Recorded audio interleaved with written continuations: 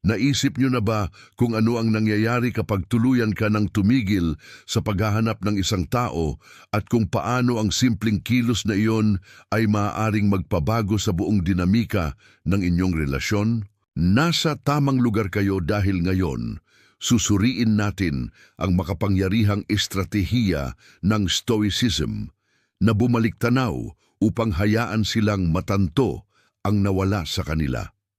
Hindi ito tungkol sa paglalaro ng laro. Ito ay tungkol sa pagtanggap ng sarili mong halaga at hayaang iyon ang magsalita ng mas malakas kaysa sa mga salita. Tulad ng sinabi ng ating matalinong kaibigan, ang pagkawala ay nagpapalago ng pagmamahal sa puso. Nangangahulugan ito na minsan sa pagtalikod doon tunay na pinahahalagahan ang ating presensya. Kaya mga kaibigan, ngayon ay hindi lang tayo nag-uusap tungkol sa pagtalikod. Nag-uusap tayo tungkol sa pagbawi ng iyong kapangyarihan ng may intensidad na nagiiwan ng hindi malilimutang marka. Isipin ang lakas na kailangan upang bawiin ang iyong atensyon at ituon lamang sa sarili mong paglago upang bumangon sa itaas ng ingay at hayaang ang iyong katahimikan ang magsalita ng malalim. Hindi lang ito tungkol sa pagpaparamdam ng iyong kawalan sa kanila.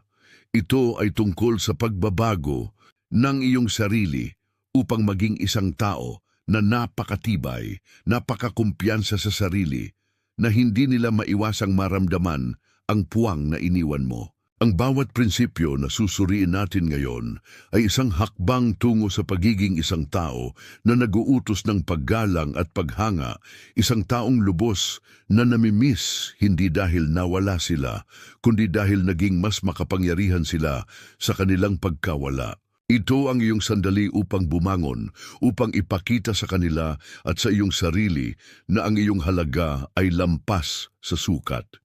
Ngunit bago tayo sumisid, may hamon ako na magtatakda ng tono para sa kung ano ang mangyayari. Kung handa kang humakbang sa iyong kapangyarihan at hayaan ang iyong katahimikan na umalingaw-ngaw ng mas malakas kaysa sa anumang salita, mag-iwan ng komento sa ibaba na may pahayag na ang aking kawalan ang magsasalita para sa akin. Hindi lang ito isang pahayag. Ito ay isang deklarasyon ng iyong lakas, iyong desisyon at iyong pangako sa pagiging di malilimutan. Panahon na upang ipakita sa mundo at sa iyong sarili na hindi ka lang bumalik tanaw. Humahakbang ka ng mas mataas sa paraan na mararamdaman nila ang iyong kawalan ng higit kailanman. Tingnan natin kung gaano karami sa inyo ang handang yakapin ang makapangyarihang pagbabagong ito at gawing hindi matatawaran ang iyong presensya kahit wala ka. Handa na ba mga kaibigang Stoic? Tara! Gaya mga kaibigan, bago tayo sumisid sa puntong ito, simulan natin sa isang eksperimento sa pag-iisip na siyang magiging pundasyon para sa kung ano ang darating. Napakahalaga nito, kaya huwag mong lalaktawan. Isipin na ikaw ang araw sa buhay ng isang tao. Nagbibigay ka ng init na nagpapaliwanag sa kanilang araw at ng enerhiya na nagpapalakas ng kanilang kaligayahan. Ngayon, isipin kung ano ang mangyayari kapag biglang nawala ang araw na iyon. Ang mundo ay nagiging mas malamig, medyo mas madilim. Ang dating itinuturing na init ay isa ng malayong alaala at ang kawalan ay mas malalim na nararamdaman sa bawat lumilipas na araw. Ano sa palagay mo ang susunod na mangyayari? Basta na lang ba silang magpapatuloy o sisimulan nilang matanto ang halaga ng nawala sa kanila? Ngayon, isaalang-alang ang isang tao sa iyong buhay na dating mahalagang bahagi ng iyong pang-araw-araw na gawain, marahil isang kaibigan, isang kapareha o isang kasamahan. Isipin kung gaano kadalas kayong nag-i-interact sa kanila, ang maliliit na mensahe, ang mabilis na tawag sa telepono, ang mga casual na pagtatagpo.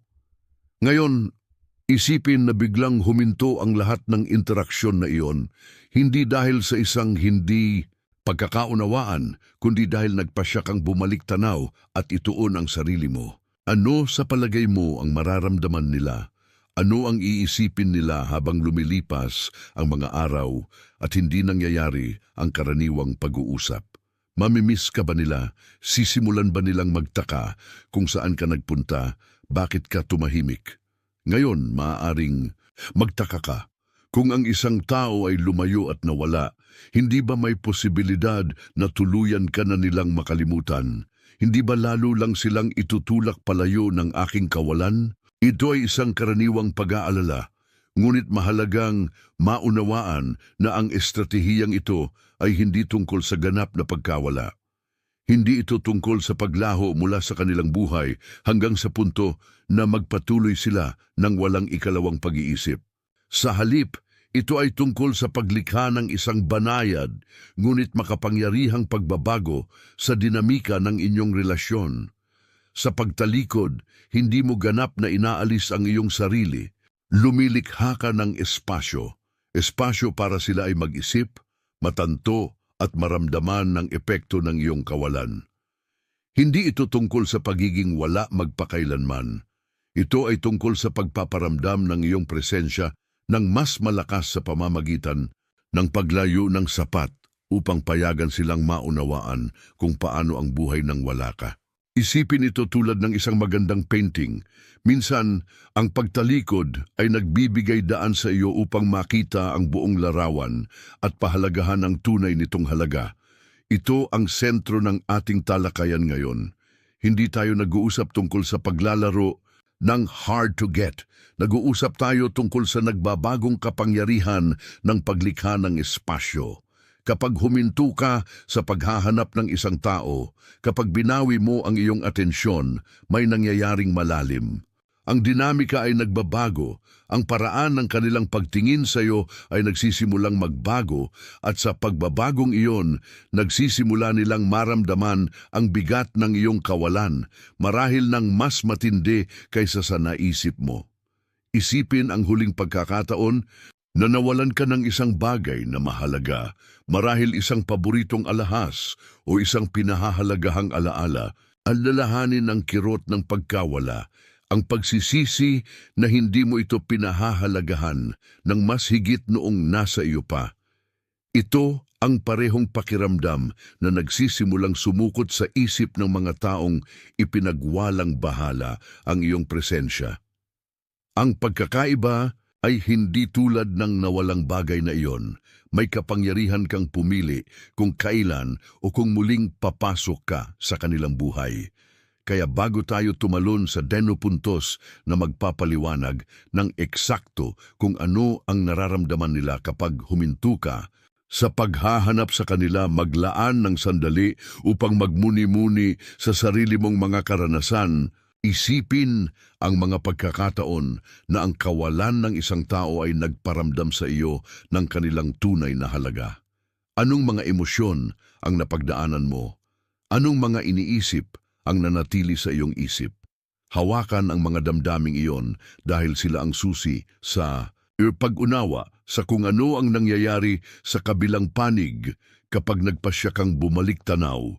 Ngayon, ating unawain ang 10 makapangyarihang emosyon at pagtatanto na nararanasan nila kapag huminto ka sa paghahanap sa kanila. Una, ang gulat ng katahimikan. Kaya mga kaibigan, suriin natin ang unang bagay na maaaring tumama sa kanila kapag bigla kang nawala. Ang gulat ng katahimikan. Isipin ang senaryo na ito. Palagi kang nandoon, ang maaasahan, ang taong unang nagte-text, ang gumagawa ng mga plano, ang nagtatanong kung kamusta ang kanilang araw, ngunit isang araw, nagpasya kang lumayo. Hindi mo ipinadala ang morning text na iyon, hindi ka nagpasimula ng mga plano at bigla may kapansin-pansing katahimikan.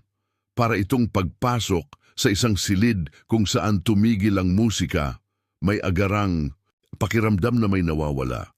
Ang katahimikan na ito, gayunpaman, ay hindi lang tungkol sa kawalan ng iyong mga mensahe o presensya. Ito ay isang mas malalim na uri ng gulat na nangyayari kapag napagtanto ng isang tao na ang ritmo ng kanilang araw, ang kaginhawaan ng pagkaalam na ikaw ay nandoon ay biglang nagbago. Marahil ay hindi nila ito sinasadya noon, ngunit ang iyong presensya ay isang konstante tulad ng background music na kanilang pinagkatiwalaan, kahit hindi nila lubos na pinahahalagahan. Ngayon, dito tunay na nagsisimula ang gulat. Nagtataka sila, ano ang nangyari? Bakit hindi sila nagre-reach out? May nagawa ba akong mali? Ang biglaang pagbabagong ito ay nakakagulat sa kanila at ang paggambala ng pamantayan na ito ang nagsisimulang magtanong sa kanila ng mga bagay-bagay. Ang katahimikan ay nagiging malakas, halos bingi, at sa tahimik na espasyong iyon, nagsisimula nilang maramdaman ang epekto ng iyong kawalan. Mahalagang tandaan, ang sinabi minsan ni Rumi, kung mas tahimik ka, mas marami kang maririnig. Sa kasong ito, kung mas tahimik ka, mas nagsisimula silang marinig ang alingawngaw ng iyong kawalan sa kanilang buhay. Maaaring ipinagwalang bahala nila ang iyong presensya, iniisip na palagi kang nandoon, ngunit ngayon na lumayo ka, napipilitan silang harapin kung ano ang buhay ng wala ka. Ngayon, maaaring iniisip mo, pero paano kung hindi sila nagmamalasakit? Paano kung ang aking presensya ay hindi gaanong mahalaga sa kanila sa una? Ito ay isang balidong pag-aalala at ito ay isang tanong na kinatatakutan ng marami sa atin. Ngunit narito ang punto. Kung talagang hindi sila nagmamalasakit, kung ang iyong kawalan ay hindi man lang nagdudulot ng kahit na anong epekto, kung gayon, sinasabi nito sa iyo ang isang mahalagang bagay.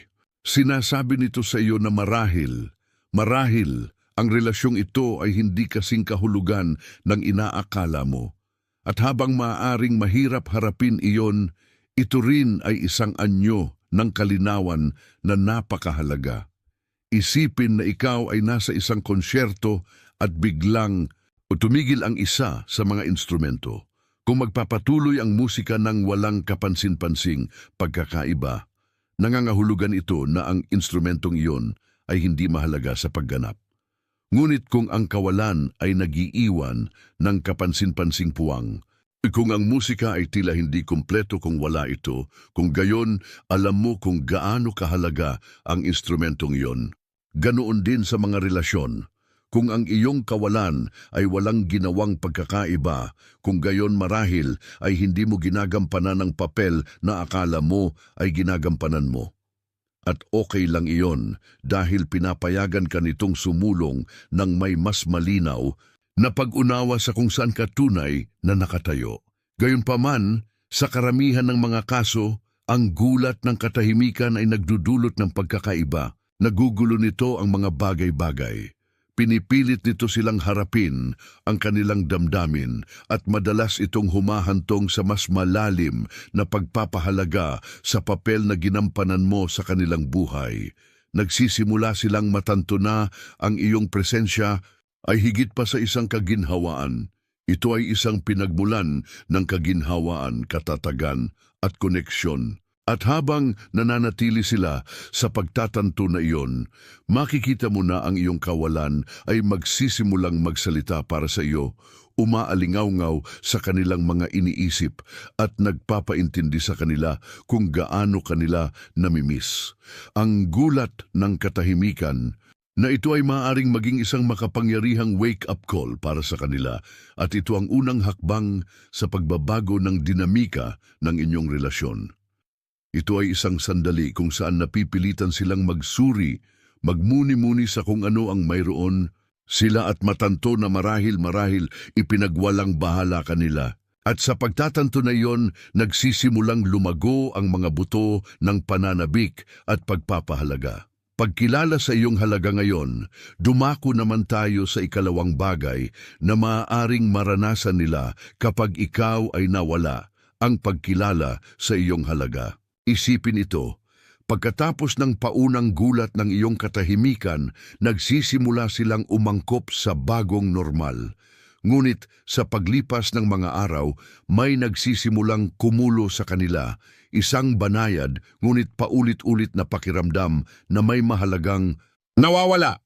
Hindi lang ito tungkol sa kawalan ng iyong mga text o tawag.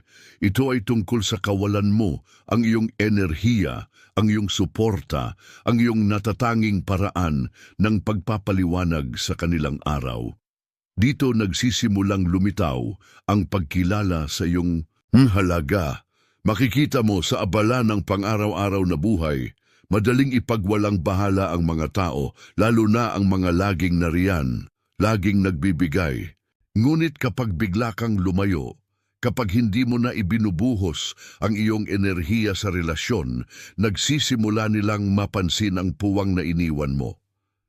Para itong pagtanggal ng isang mahalagang piraso mula sa isang puzzle. Biglang hindi na kumpleto ang larawan.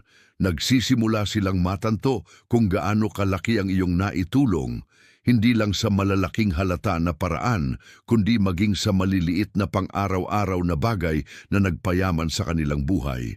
Sa paglipas ng mga araw, maaaring ma-miss nila ang paraan ng iyong pakikinig sa kanila, ang payo na iyong inalok, ang tawanan na inyong pinagsamahan. Nagsisimula nilang makita na ang iyong presensya ay hindi lang isang background noise sa kanilang buhay. Ito ay isang himig na nagdagdag ng lalim at kahulugan sa kanilang mga araw. At ngayon, nawala na ang himig na iyon, nag-iiwan ito ng isang malinaw hindi komportabling katahimikan. Ang pagkilala na ito ay madalas na humahantong sa mas malalim na pagmuni-muni sa kanilang panig. Nagsisimula silang magtanong sa sarili, bakit ko sila ipinagwalang bahala? Ano ang meron sa kanila na nagpaganda sa aking buhay? At habang nagmumuni-muni sila, nagsisimula nilang makita ang iyong tunay na halaga marahil sa unang pagkakataon. Nagsisimula silang maunawaan na hindi ka lang pumupuno ng espasyo sa kanilang buhay. Nagdaragdag ka ng isang bagay na makabuluhan, isang bagay na hindi nila madaling mapapalitan. Hayaan mong ipinta ko ang isang larawan para sa iyo. Isipin na ikaw ay nasa isang restaurant at nag-order ka ng iyong paboritong ulam. Napakaraming beses mo na itong nakain, kaya hindi mo na iniisip kung gaano ito kasarap. Ito lang ang iyong paboritong pagkain. Ngunit isang araw, nagpasya kang sumubok ng bago at hindi lang ito pareho. Bigla mong napagtanto kung gaano mo kamahal ang paboritong ulam na iyon, kung gaano ka nito sinatisfy, kung paano nito nabigyan ng saya ang iyong panlasa na hindi magawa ng iba. Ganoon ang nangyayari kapag lumayo ka. Natatanto nila na walang ibang kumpara sa kung ano ang dinala mo sa kanilang buhay. Ang pagkilala sa iyong halaga ay hindi lang isang panandaliang pag-iisip. Ito ay isang bagay na maaaring lubos na magpabago kung paano kanila tiningnan at ang relasyon. Nagsisimula silang makilala na ikaw ay isang matatag na pinagmulan ng positibidad, ng suporta, ng kagalakan. At ngayon nawala ka, nakikita nila ang epekto ng iyong kawalan sa lahat ng dako. Nasa maliliit na sandali ng kanilang araw kung saan sila ay nakikipag-ugnayan sa iyo sa mga hamon na kanilang kinakaharap nang wala ang iyong mga nakakapagpagaan na salita, sa mga tawanan na hindi na nila na ibabahagi sa iyo. Tulad ng sinabi ni Albert Einstein, pagsikapan hindi ang maging isang tagumpay, kundi ang maging may halaga. Sa pagtalikod, binibigyan mo sila ng espasyo upang makilala ang iyong tunay na halaga. Ipinapakita mo sa kanila na ang iyong presensya ay isang regalo, hindi isang bagay na babaliwalain. At sa paggawa nito, pinapayagan mo silang makita kung ano ang nawala sa kanila. Kaya habang pinag-iisipan nila ang pagkilala na ito, matutuklasan mo na ang iyong kawalan ay magsisimulang magsalita para sa iyo. Sasabihin nito ang iyong halaga, ang iyong epekto at ang iyong hindi mapapalitang papel sa kanilang buhay. At ang pagkilala na iyon ay maaaring sapat na makapangyarihan upang gustuhin kanilang bumalik, upang makipag-ugnayan at upang muling kumonekta. Sa pagkakataong ito, nang may mas malalim na pagpapahalaga sa lahat ng iyong maidudulot. ang puwang ng iyong presensya ngayon, suriin natin ang ikatlong karanasan na malamang nakaharapin nila kapag ikaw ay nawala, ang puwang ng iyong presensya. Pagkatapos ng gulat ng katahimikan at ng pagkilala sa iyong halaga, darating ang nakakagambalang kamalayan ng puwang na iniwan mo. Hindi lang ito tungkol sa pagmimiss ng iyong mga text o tawag sa telepono. Ito ay tungkol sa malalim na kawalan na nililikha ng iyong pagkawala sa kanilang buhay. Bigla, ang lahat ng maliliit na bagay na ginawa mo, ang mga maalalahanin mong kilos, ang paraan ng iyong pakikinig, ang kaginhawaan ng pagkaalam na palagi kang nariyan, ay kapansin-pansing wala. At ang kawalang iyon ay parang isang malaking agwat patyo isipin ito. Ginagawa nila ang kanilang pang-araw-araw na gawain, ngunit ngayon may mali. Ang karaniwang text na natatanggap nila mula sa iyo sa umaga ay hindi dumarating. Ang mga inside jokes na dati ninyong pinagsasamahan ay tila walang laman kapag walang kasamang tumawa, at ang kaginhawaan ng pagkaalam na ikaw ay nariyan upang pag-usapan ang mga bagay-bagay ay wala na. Para bang ang emosyonal na safety net na hindi man lang nila napansin na mayroon sila ay biglang nawala. Iniiwan silang mag-isa sa kanilang mga araw nang walang suporta na kanilang nakasanayan. Ang puwang na ito ay malalim dahil hindi lang ito tungkol sa mga bagay na ginawa mo, kundi tungkol sa kung sino ka. Ang iyong presensya ay nagdala ng isang tiyak na init, isang pakiramdam ng koneksyon na hindi nila madaling mapapalitan. At ngayon, sa iyong pagkawala, mas matindi nilang nararamdaman ang kawalang iyon kaysa sa inaasahan nila. Para itong pagpasok sa isang silid na dating puno ng liwanag at init at natuklasang malamig at madilim. Ang kawalang iyon ay ang iyong puwang, at ito ay isang bagay na hindi nila maaaring balewalain. Habang hinaharap nila ang bagong realidad na ito, maaaring subukan nilang punan ang puwang na iyon, marahil sa pamamagitan ng pakikipag-ugnayan sa iba o pag-distract sa sarili sa ibang aktibidad. Ngunit sa kaibuturan, alam nilang walang ganap na sumasapat sa espasyo na iyong inuokupahan. Natatangi ang iyong presensya, at ngayon na nawala ito, may kapansin-pansing agwat sa kanilang buhay. Ang puwang na ito ay hindi lang isang paalala ng kung ano ang mayroon sila. Ito ay isang patuloy na pahiwatig na nawalan sila ng mahalagang bagay, isang bagay na nagpaganda sa kanilang buhay. Tulad ng sinabi ng pilosopong Pranses na si Voltaire, ang sining ng pagiging masaya ay nasa kapangyarihan ng pagkuha ng kaligayahan mula sa mga karaniwang bagay. Nagdagdag ng halaga ang iyong presensya sa mga karaniwang bagay na iyon, at ngayon, nawala ka. Ang mga bagay na iyon ay hindi na nagbibigay ng parehong kagalakan.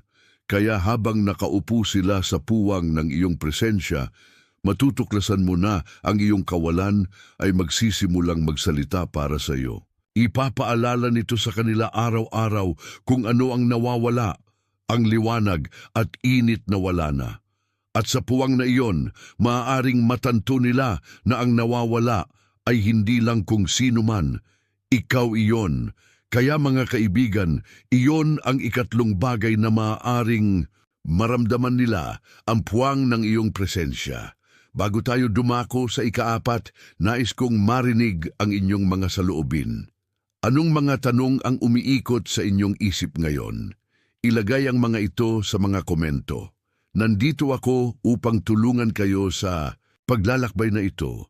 At kung malinaw naman ang lahat sa ngayon, pindutin ang thumbs up, ilike ang video na ito, at huwag kalimutang mag-subscribe sa channel. Ngayon, maghanda tayo upang tuklasin ang susunod na bagay na maaring maramdaman nila na mas makabuluhan pa. Kaya siguradong hindi mo ito gustong palampasin. Manatili ka dahil papalapit na tayo sa puso ng kung paano makakagawa ng malalim na pagkakaiba ang iyong kawalan sa kanilang buhay. Pang-apat, ang pagtaas ng pag-usisa. Kaya suriin natin ang ikaapat na bagay na maaaring maramdaman nila kapag ikaw ay nawala. Ang pagtaas ng pag-usisa. Matapos ang paunang gulat ng katahimikan, ang pagkilala sa iyong halaga at ang hindi komportabling puwang ng iyong presensya, may nagsisimulang mangyari na nakakaintriga. Nagsisimula silang maging mausisa. Ang pag-usisa na ito ay hindi lang tungkol sa kung saan ka nagpunta o kung bakit hindi ka nagre-reach out.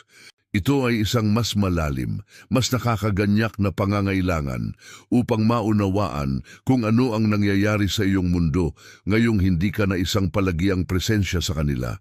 Isipin ito, nagbabrowse sila sa kanilang telepono at bigla nilang napansin na ilang araw na o baka ilang linggo na silang walang balita mula sa iyo.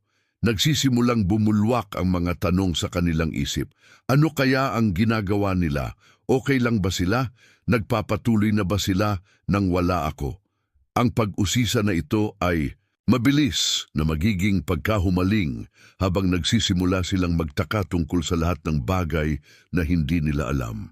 Maaari pa nga silang magsimulang suriin ang iyong social media, sinusubukang silipin kung ano ang nangyayari sa iyong buhay, pinagsasama-sama ang mga pahiwatig upang bigyang kasiyahan ang lumalagong pag-usisa na iyon. Ang pagtaas ng pag-usisa ay makapangyarihan dahil ito ay tanda na nagsisimula kanilang makita sa isang bagong pananaw. Kapag palagi kang available, palaging nandoon, hindi na nila kailangang magtaka tungkol sa iyo. Alam nila kung nasaan ka at ano ang iyong ginagawa. Ngunit ngayong lumayo ka, may misteryo sa paligid mo, isang pakiramdam ng intriga na humihila sa kanila, na nagpapagnanais sa kanila na malaman pa ang marami. Ito ay tulad ng pagbabasa ng isang libro at biglang natanto na hindi mo alam kung ano ang susunod na mangyayari. Ang kawalang katiyakan na iyon, ang hindi alam, ay nagiging hindi mapigilan. Tulad ng sinabi ng pilosopong si Aristotle, kung mas marami kang alam, mas napagtatanto mo na mas marami ka pang hindi alam. Ang quote na ito ay perpektong kumukuha ng pagtaas ng pag-usisa. Nagsisimula silang matanto kung gaano karami ang kanilang ipinagwalang bahala, kung gaano karami ang hindi nila talaga alam tungkol sa iyo. At ngayon, sa iyong kawalan, sabik silang punan ang mga puwang na iyon upang maunawaan kung ano ang nangyayari. Sa ilalim ng ibabaw, ang pag-usisa ay maaaring maging isang makapangyarihang motivator. Maaari nitong itulak silang makipag-ugnayan upang subukang muling kumonekta, upang muling matuklasan kung sino ka at ano ang iyong ginagawa. At sa prosesong ito, nagsisimula kanilang makita hindi lang bilang ang taong dating nilang kilala, kundi bilang isang taong patuloy na nagbabago, lumalago, at nagiging mas nakakaintriga sa bawat lumilipas na araw.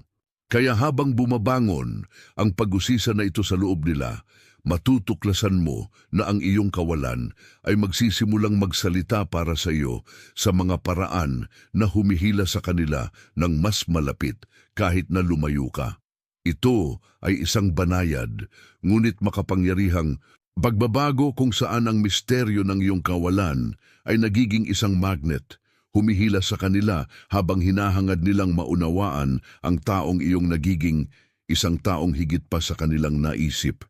Paglago ng pananabik ngayon, tuklasin natin ang ikalimang bagay na maaring maramdaman nila kapag ikaw ay nawala, ang paglago ng pananabik. Matapos magsimulang umusbong ang pag-usisa, may mas malalim pang nagsisimulang umunlad, isang pakiramdam ng pananabik. Hindi lang ito isang panandaliang pagnanais na makarinig mula sa iyo o makita kang muli. Ito ay isang lumalaki, paulit-ulit na pakiramdam na nabubuo sa paglipas ng panahon. Kung gaano kanila iniisip, ganon din ang kanilang paglago ng pagmamiss sa iyo. Hindi lang ang iyong presensya kundi lahat ng bagay na nagpaganda sa inyong relasyon. Isipin ito, ginagawa nila ang kanilang pang-araw-araw na gawain, ngunit bawat maliit na bagay ay nagpapaalala sa kanila sa iyo. Isang kanta na dating tumutugtog sa background noong magkasama kayo. isang lugar na pareho ninyong madalas puntahan, o kahit isang random na parirala na nagpapaalala sa kanila ng isang bagay na iyong sinabi. Ang maliliit na paalala na ito ay nagtitipon, lumilikha ng isang pakiramdam ng paghahangad na mahirap balewalain. Hindi lang ito tungkol sa malalaking sandali. Ito ang maliliit na bagay, ang pang-araw-araw na interaksyon na labis nilang namimiss. Makapangyarihan, ang pananabik dahil lumalago ito sa mga puwang kung saan dating may koneksyon. Sa paglipas ng mga araw nang walang balita mula sa iyo, nang hindi nararamdaman ang iyong presensya, lumalakas ang pananabik na iyon para itong pagsubok na pawiin ang uhaw na ayaw mawala. Nagsisimula silang matanto na hindi lang sila namimiss ang pagkakaroon ng isang tao sa paligid, namimiss kanila partikular sa paraan na malalim at personal. Tulad ng sinabi ng Pranses na manunulat na si Marcel Proust, ang tunay na paglalakbay ng pagtuklas ay hindi matatagpuan sa paghahanap ng mga bagong tanawin, kundi sa pagkakaroon ng bagong pananaw. Nagbibigay ang pananabik na ito sa kanila ng bagong pananaw sa kung ano ang kahulugan mo sa kanila. Nagsisimula silang makita ang relasyon sa ibang liwanag. Pinahahalagahan ang lahat ng bagay na maaaring napabayaan nila noon. Kaya habang lumalago ang pananabik na ito sa loob nila, ang iyong kawalan ay magsisimulang magsalita para sa iyo sa anyo ng isang hindi matatawarang paghila, isang bagay na nagpapagnanais sa kanila ng koneksyon na dating mayroon sila sa iyo. Natatanto kung gaano ka talaga nila namimiss. Ang kirol ng pagsisisi ngayon, suriin natin ang ika-6 na bagay na maaaring maramdaman nila kapag ikaw ay nawala. Ang kirol ng pagsisisi. Habang lumalalim ang pag-usisa at lumalakas ang pananabik para sa iyo, isa pang makapangyarihang emosyon ang nagsisimulang lumitaw, ang pagsisisi. Hindi lang ito isang panandaliang pag-iisip o isang bahagyang pakiramdam ng paano kung, kundi isang matalim at masakit na pagtatanto na maaaring ipinagwalang bahala kanila na hindi kanila lubos na pinahalagahan noong may pagkakataon pa sila. At ang pagtatanto na iyon ay maaaring maging masakit, isipin ito. Nakaupo silang mag-isa, nagmumuni-muni sa mga panahong magkasama kayo. Bigla itong tumama sa kanila. Ang mga sandaling lumapit ka, nagbigay suporta o nagbigay sakripisyo na hindi nila lubos na kinilala noon. Marahil ay binaliwala nila ang iyong pag-aalala. Ipinagwalang bahala ang iyong mga pagsisikap o basta inakala na palagi kang nandoon anuman ang mangyari. Ngunit ngayon sa iyong pagkawala, nakikita nila ang mga sandaling iyon ng may sariwang pananaw at ang bigat ng kanilang mga kilos o kawalan ng kilos ay nagsisimulang dumagan sa kanila. Ang pagsisisi ay madalas na dumarating na may serye ng mga kaisipang sana lang. Sana lang ay mas naging mapag-alala sila. Sana lang ay sinuklian nila ang iyong mga pagsisikap. Sana lang ay pinahalagahan kanila tulad ng nararapat sa iyo. Ang mga kaisipang ito ay maaaring maging masakit dahil nakatali sila sa mga nawalang pagkakataon. Mga pagkakataong ipakita sa iyo kung gaano ka kahalaga sa kanila upang bumuo ng mas malakas na koneksyon o upang ayusin ang mga isyu bago pa man ito lumaki at hindi na mapansin. Ang kirol ng pagsisisi ay hindi lang tungkol sa pakiramdam ng pagkaawa. Ito ay tungkol sa pagtatanto na may mahalaga silang pinakawalan. Nagsisimula silang magtaka kung paano sana naging iba ang mga bagay, kung iba ang kanilang ginawa, kung nagbigay sila ng pagsisikap upang alagaan ang relasyon sa halip na ipagwalang bahala ito. Ito ay isang nakakapagpabalik tanaw na pagtatanto. At madalas itong nagiiwan sa kanila ng pakiramdam ng pagkawala na mahirap alisin. Ang pagsisisi, tulad ng sinabi ng pilosopong si Søren Kierkegaard, ay isang matalas na tabak, hindi laging kapaki-pakinabang ngunit laging nararamdaman. Malalim ang hiwa ng emosyong ito dahil nakatali ito sa hindi na mababago ng nakaraan. Hindi na sila makakabalik at mababago ang nangyari. At iyon ay maaaring humantong sa pakiramdam ng kawalan ng pag-asa at kalungkutan. Gayunpaman, ang pagsisisi ay maaari ding maging katalista para sa pagbabago. Maaari nitong itulak silang muling suriin ang kanilang mga prioridad upang makilala ang kahalagahan ng nawala sa kanila at upang magsikap na bumawi kung posible. Ang kirol ng pagsisisi ang madalas na nagtutulak sa kanila na lumapit, humingi ng tawad o subukang muling buhayin ang nawala. Kaya habang namumuo ang pagsisisi na ito, ang iyong kawalan ay magsisimulang magsalita para sa iyo sa isang boses na nagsasabing, dapat mo akong pinahalagahan noong may pagkakataon ka pa. Ito ay isang makapangyarihang pagtatanto na maaaring mag-udyok sa kanila na magmuni-muni ng malalim sa kanilang mga kilos at marahil ay humanap ng paraan upang ayusin ang mga bagay bago pa huli ang lahat. Ang pagnanais na muling kumonekta matapos dumaan sa gulat ng katahimikan, ang pagkilala sa iyong halaga, ang puwang ng iyong presensya at ang magnetism ng iyong bagong natuklasang kakayahang umasa sa sarili, malamang na makita nila ang kanilang sarili sa isang sangandaan. Ang lahat ng emosyon na ito, pag-usisa, pananabik, pagsisisi, pagmuni-muni, ay humahantong sa isang makapangyarihang pagnanais na muling kumonekta sa iyo. Isipin ito, nagdaan sila ng mga araw, linggo, marahil kahit buwan na nagmumuni-muni sa kung ano ang mayroon sila sa iyo at kung ano ang nawala sa kanila.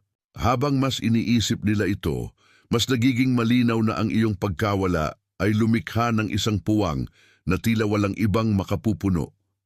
Ang mga taong nakilala nila, ang mga distractions na sinubukan nilang lubos na pasukin, wala sa mga ito ang maihahambing sa koneksyon na mayroon sila sa iyo. Ang pagkilala na ito ay humahantong sa isang matinding pagnanais na tulay ang agwat upang makipag-ugnayan at upang maibalik ka sa kanilang buhay. Ang pagnanais na muling kumonekta ay hindi lang tungkol sa pagmimiss ng mga magagandang sandali. Ito ay tungkol sa pagkilala na ang relasyon sa iyo ay natatangi isang bagay na hindi nila madaling makopya sa ibang tao. Nagsisimula silang maunawaan na ang kanilang buhay ay mas mahusay sa iyo, na ang koneksyon na ibinahagi ninyo ay nagdala sa kanila ng pakiramdam ng pagiging kumpleto, kagalakan at kaganapan na ngayon ay sabik silang maranasan muli. Ngunit narito ang pinakasukdulang punto, ang pagnanais na muling kumonekta ay pinalakas ng taong naging ikaw sa iyong pagkawala. Hindi lang sila naaakit sa taong kilala nila. Naakit sila sa mas malakas, mas kumpiyansa sa sarili na bersyon mo na lumitaw. Ang iyong kalayaan, ang iyong katatagan at ang iyong kakayahang umunlad ng mag-isa ay lalong nagpaganda sa iyo. Ngayon ay nakikita kanila bilang isang tao na hindi lang kanais-nais dahil sa nakaraan na inyong pinagsamahan, kundi dahil sa paglago at pagbabago na iyong pinagdaanan mula noon.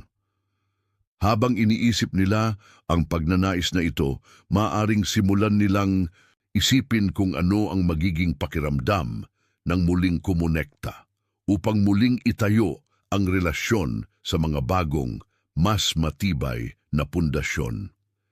Maaari nilang isipin ang mga pag-uusap na maaari ninyong magkaroon ngayon, ang mga ibinahaging karanasan na magiging mas mayaman sa karunungan na inyong parehong nakuha. Ang pagnanais na muling kumonekta ay nagiging isang makapangyarihang pangganyak, nagtutulak sa kanila na lumapit, humingi ng tawad o ipahayag ang kanilang natutunan at kung paano sila nagbago. Tulad ng isinulat ng Amerikanong autor na si F. Scott Fitzgerald, mayroong lahat ng uri ng pagmamahalan sa mundong ito, ngunit hinding-hindi pareho ang pagmamahalan ng dalawang beses. Napagtanto nila na ang mayroon sila sa iyo ay espesyal, at ang posibilidad na muling buhayin ang koneksyon na iyon ng paglikha ng isang bago at mas mahusay ay nagiging isang hindi mapigilang paghila. Kaya habang lumalaki ang pagnanais na ito para sa muling koneksyon, ang iyong kawalan ay magsisimulang magsalita para sa iyo sa anyo ng isang mapilit na pagnanais na muling itayo ang nawala. Makikita nila ang kanilang sarili na naakit sa iyo, hindi lang dahil sa kung sino ka noon, kundi dahil sa kung sino ka na ngayon. At sa pagnanais na iyon, makikita nila na ang muling pagkonekta sa iyo ang maaaring tanging paraan upang punan ang puwang na iniwan ng iyong kawalan. Salamat sa panunood. Kung nakahanap ka ng halaga sa video na ito, huwag kalimutang i-like, mag-subscribe sa aming channel at ibahagi ito sa isang taong makikinabang sa mga insights na ito. At nais kong marinig ang inyong mga saloobin. Mag-iwan ng komento sa ibaba na nagsasabing "My absence will speak for me" at patuloy nating pag-usapan. Ang inyong pakikilahok ay nakakatulong sa amin na lumago at patuloy na maghatid ng makapangyarihang nilalaman. Kita-kita sa susunod na video.